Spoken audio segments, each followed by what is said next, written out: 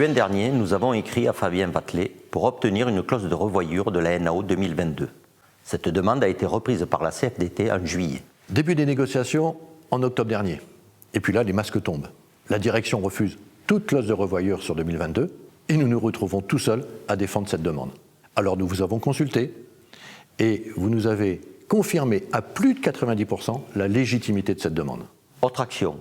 Nous nous battons depuis 3 ans seuls pour une indemnité d'occupation. Depuis le télétravail, l'entreprise diminue ses mètres carrés et ses charges d'exploitation. C'est un véritable gain pour elle.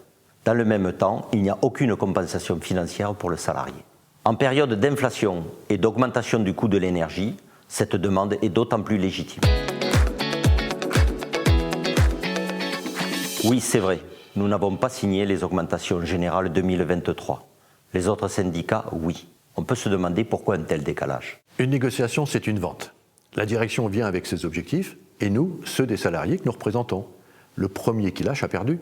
Nous n'avons rien lâché.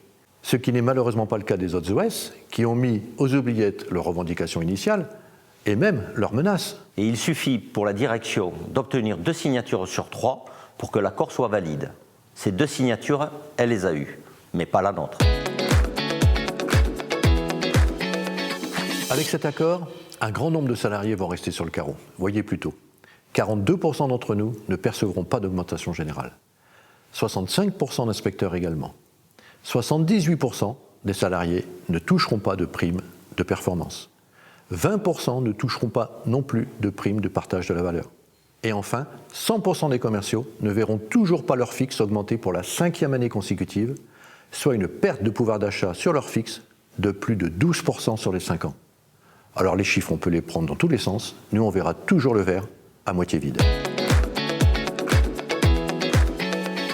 Eh bien, c'est faux. L'entreprise a confirmé lors de sa dernière réunion qu'à défaut d'accord, elle appliquerait sa première proposition. D'ailleurs, proposition qui était mieux disante que la NAO 2022. Finalement, c'est toujours pour les actionnaires. Toujours et encore. Allianz maintient son augmentation du dividende de 5% par an pendant 3 ans et confirme son programme de rachat d'actions pour 1 milliard cette année.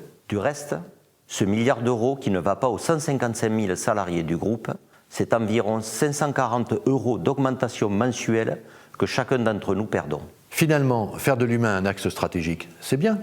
Partager la valeur équitablement, ce serait mieux, non ?